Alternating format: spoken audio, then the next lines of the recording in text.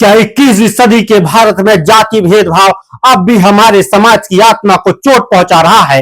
उत्तर प्रदेश के इटावा जिले के बकेवा थाना क्षेत्र के दादरपुर गांव में एक सनसनीखेज और अमानवीय घटना सामने आई है, जिसने पूरे देश को हिलाकर रख दिया। यादव समाज के कथावाचक मुकुटमणि यादव को कथा वाचन करने के लिए सिर्फ इसलिए पीटा गया, बंधक बनाया गया और उनका सिर मुड़वाया गया क्योंकि वह ब्राह्मण समाज से नहीं थे। उनके सहायक संत सिंह यादव पर भी अत्याचार किए गए। आज हम इस वीडियो में जानेंगे इस अमानवीय घटना के पीछे की सच्चाई क्या है, कौन है कथावाचक मुकुटमणि यादव और क्यों उनकी जाति एक अपराध बन गई। क्या भारत में आज भी जाति एक व्यक्ति की योग्यता और सम्मान तय करती है? मुकुटमणि यादव उत्तर प्रदेश के सामान्य परिवार से ताल्लुक रखते हैं, परंतु उनमें एक विशेष गुण था, धर्म ग्रंथों की गहराई से समझ और जनमानस तक पहुंचाने की कला। उन्होंने कई जगह भागवत कथाएं कही हैं और उनके भक्तिपूर्ण शब्दों से हजारों लोग प्रभावित हुए हैं। कई वर्षों से वह कथा वाचन के रूप में बिना किसी जातिगत पहचान के अपने ज्ञान का प्रसार कर रहे थे। उनके अनुसार कथावाचक की जात नहीं होती, उनका ज्ञान महत्वपूर्ण होना चाहिए। उनके सहायक संत सिंह यादव भी इसी विचारधारा से जुड़े हैं। अब अगला प्रश्न है, तो फिर आखिर एक ज्ञानी कथावाचक को किस बात की सजा दी गई? यह घटना 22 जून 2025 को इटावा जिले के दादरपुर गांव में घटित हुई। कथावाचक मुकुटमणि यादव गांव में भागवत कथा कहने के लिए पहुंचे थे, लेकिन जैसे ही यह बात सामने आई कि वह ब्राह्मण नहीं है बल्कि यादव जाति से है, गांव के कुछ तथाकथित प्रभुत्वशाली लोगों ने उन्हें बंधक बना लिया। उन्हें 5 घंटे तक बंधक बनाकर रखा गया, उनकी चोटी काट दी गई और इसका वीडियो भी वायरल कर दिया गया। पीड़ितों पर महिला का मूत्र भी छिड़का गया और उन्हें नाक रगड़ने पर मजबूर कर दिया गया। 25,000 रुपए गहने, मोबाइल भी छीन लिए गए। एसएसपी इटावा ब्रजेश कुमार श्रीवास्तव ने 4 नामजद अभियुक्तों को गिरफ्तार किया है। आशीष, उत्तम प्रथम उर्फ मनु और निक्की, 50 अज्ञात लोगों के खिलाफ भी केस दर्ज किया गया है। हमको डॉक्टर अंबेडकर जन कल्याण समिति नामक एक एनजीओ से शिकायत प्राप्त हुई कि उत्तर इटावा ज़िले में हिंदू धार्मिक कथा करने के लिए गए कुछ लोगों को उनकी जातिगत पहचान के आधार पर पीटा गया। इसमें ये बात भी सामने आई कि आरोप है कि इन लोगों ने अपनी जातिगत पहचान छिपाई। पर अगर जातिगत पहचान छिपाई या किसी प्रकार का अनैतिक काम किया तो उसके लिए कानून की व्यवस्था है, उनका पालन किया जाना चाहिए। इस प्रकार से जो शिकायत हमको बताई गई उसमें कहा गया कि जो कथा वाचन करने के लिए लोग गए थे उनको पिछड़ी जाति का होने के कारण ना केवल पीटा गया, उनका सिर मुड़ा दिया गया, उनके ऊपर पेशाब छिड़का गया। ये बहुत ही अनैतिक कृत्य है और बहुत गलत बात है। भारत तो संत रविदास का, संत कबीर का, महर्षि वाल्मीकि का देश है। यहाँ जातिगत आधार पे धार्मिक क्रियाकलाप, कर्मकांड या कथा पढ़ने से रोकना ये बर्दाश्त नहीं किया जाएगा। यदि उपरोक्त व्यक्तियों का कोई अन्य अपराध था तो पुलिस के पास शिकायत की जानी चाहिए थी, परंतु जातिगत आधार पर अगर इस प्रकार का कृत्य किया गया है तो ये गलत है। हमने इसका संज्ञान लिया है। हमने संबंधित ज़िले के एसपी को नोटिस करके इसमें एक जवाब मांगा है और कार्यवाही करने के लिए निर्देशित किया है। ग्राम दादरपुर थाना बकेवर से संबंधित एक वीडियो आज सुबह सोशल मीडिया पर वायरल हुआ, जिसमें भागवत कथा के बाद कुछ ग्रामीणों के द्वारा 2 व्यक्तियों के साथ अभद्रता की जा रही थी और उनके इच्छा के विरुद्ध उनके बाल काटे जा रहे थे। इस वीडियो का तत्काल संज्ञान लिया गया, मौके पर फोर्स भेजी गई और वीडियो के माध्यम से पीड़ित की पहचान की गई। पीड़ित से प्राप्त तहरीर के आधार पर तत्काल थाना बकेवर पर सुसंगत धाराओं में अभियोग पंजीकृत करते हुए 4 आरोपियों को गिरफ्तार किया गया, जिसमें वह मुख्य आरोपी निक्की भी है जो वीडियो में बाल काटते हुए दिख रहा है। इन्हें जेल भेजा जाएगा और उनके विरुद्ध कड़ी विधिक कार्रवाई की जाएगी। मुझे 2-3 थप्पड़ें मारी और पेशाब जैसा ऐसा लगा जैसे पानी हो, लेकिन हमें तो ये विश्वास है कि उन्होंने पेशाब छिड़की है। भाई हमको दिखता तो है नहीं, पानी जैसा छिड़काव किया, लेकिन पेशाब छिड़की गई थी और 2-3 थप्पड़ें मारी और हमारे बाल काटे। बोले ये तो अंधा है, इसे छोड़ दो, ये कहीं भाग नहीं पाएगा। तो बाल काटे और 2-3 थप्पड़ें मारी, पेशाब की छिड़काव किया।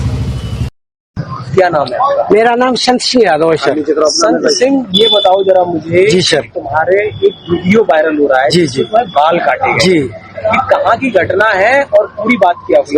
ये सर घटना है दानरपुर की। तो वहाँ हम भागवत करने गए। वहाँ से लोग, एक पाठक बाबा और एक साथ में पप्पू महाराज वहाँ के जो मंदिर के हैं, वो लोग आए हमसे भागवत छटाए।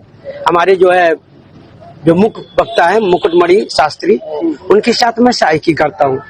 मेरा नाम संत सिंह यादव है। तो जब हम वहाँ गए तो चूंकि अछल्ला के पास का गांव है, तो वहाँ लोगों ने ये पूछा कि आप, पहला श्लोक हो गया, भागवत भी शुरू हो गई। शाम को उन लोगों ने पता लगाया होगा, तो वो बोले कहाँ के रहने वाले? तो हमने कहा हम रहने वाले तो कानपुर के हैं। यहाँ छल्ला भी हमको हो गई 20 साल रहते। क्या काम करते हो? तो हमने कहा पहले हम शिक्षक थे, स्कूल चलाते थे। क्योंकि जो मोदी सरकार आई तो उस समय प्राइवेट स्कूलों को बंद करवा दिया गया। इसके बाद फिर हम भागवत में लग गए। तो बोले कि तुम्हें पता चलता है कि चमार हो? हमने कहा हम चमार नहीं साहब, हम यादव हैं। तो बोले कि आरडी दिखाओ। तो हमने कहा आरडी तो हम लाए नहीं, आधार कार्ड। बोले कि तो हमने कहा नंबर ले लो हमारा, हमारे घर से पता लगा लो। तो इन्होंने नंबर लिया, हमारे बेटे से पूछा तो बेटे का नाम जैसे आरडी में हमने क्लिक किया तो उसका नाम लिख के आ गया, राज यादव। इन्होंने कहा कि साले ये 103 देरी है यहाँ पे ब्राह्मणों के गांव में, तुम यादव होकर के, चमार होकर के यहाँ भागवत कहने आए हो। और इन्होंने बहुत हमें मारकूट करना शुरू कर दिया। रात भर इन्होंने बहुत टॉर्चर किया सर, यहाँ तक कि हमारे बाल काट दे। और जो परीक्षित बना था, परीक्षित की मैडम से इन्होंने मूत्र, बोले भाभी आप अपना मूत्र ले आओ, उसे मूत्र से हमारे ऊपर छड़का इन्होंने। बोले ये अब पवित्र हो गए, ब्राह्मण के ये मूत्र तुम्हारे ऊपर पड़ गया, अब तुम पवित्र हो गए, अब बताओ। अच्छा, तो ये तुमसे पैर क्यों छुआए गए? पैर इसलिए छुआए गए कि तुम यहाँ पे संकल्प करवाया, तो आपने हमारी भाभी से, हमारी जो है ये ब्राह्मणी है, इससे आपने पैर छुआया। हमने कहा पैर हमने नहीं छुआया, हम तो वैसे भी पैर नहीं छुआते। हमने ये कहा कि ठीक है। तो बोले कि नहीं तुमने वो तो करवाया, संकल्प तो करवाया। तो हमने कहा संकल्प तो करवाना भाई, हमारा जो पाठन क्रिया में है वो हम करेंगे। तो ये बताओ, तुम आचार्य बन के गए थे? जी नहीं, आचार्य बन के, सहायक आचार्य। जी। कथावाचक कौन था? मुकुटमणि महाराज। मुकुटमणि, वो कौन बरादरी है? वो भी यादव है। वो भी यादव। जी। तो जिन लोगों ने आपको कथावाचक के लिए बुक किया था, वो कौन बरादरी? वो ब्राह्मण है। वो ब्राह्मण? जी।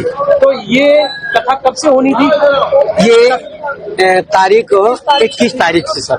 21 तारीख। तो क्या तुमने ये नहीं कहा कि जब ये लोग हमको बुला के लाए हैं, इन्होंने बुक किया है, क्या उन्होंने जाके सब कुछ बताया हमने?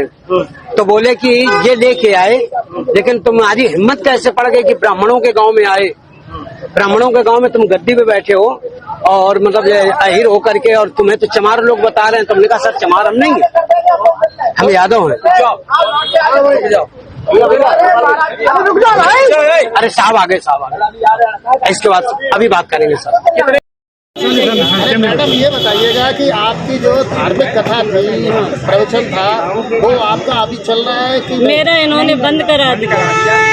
मेरा लाखों का नुकसान, 2-3 लाख का नुकसान हो गया। मेरी भागवत बंद होगी, हमारे द्वार से आए हुए थे, मेरा बहुत नुकसान है। तो ये आपकी भागवत खंडित हो गई? हाँ, खंडित हो गई। उसका प्रायश्चित कैसे करेगी? भागवत को दोबारा कराएगी क्या? अब प्रायश्चित ये हो तो रहा है, इन कैमरा के सामने खड़े तो है, और क्या यही तो कराया इसने कि, और अपने यादव वीरी के धमकी दे रहा है। भागवत बंद किसने करा दी? आप कह रहे बंद करा दी गई, किसने? भागवत बंद पुलिस ने कराई बंद। अच्छा, क्या बोला पुलिस ने?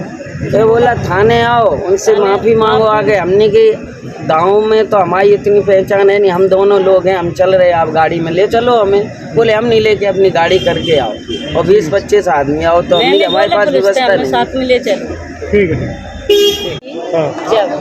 जब मैंने अपने पति को बताया कि ये लोग, इनके इरादे अच्छे नहीं हैं, गलत लोग, ये भागवत चार कैसे है मुझे नहीं समझ में आ रही। ये भागवत ये भी इनकी जांच कर, तब इनने जांच करी, जिनने कुछ लड़कों को बताया, तब उनसे कि तुमने ऐसी गंदी हरकत क्यों करी, भाभी से माफी मांगी। आप लोगों ने पुलिस को सूचना देना मुनासिब नहीं समझा उस समय? अरे क्यों, रात का समय था। आपका टेलीफोन नंबर होता है? नहीं, मैंने किसी ने पुलिस ने सुनवाई नहीं की आपकी?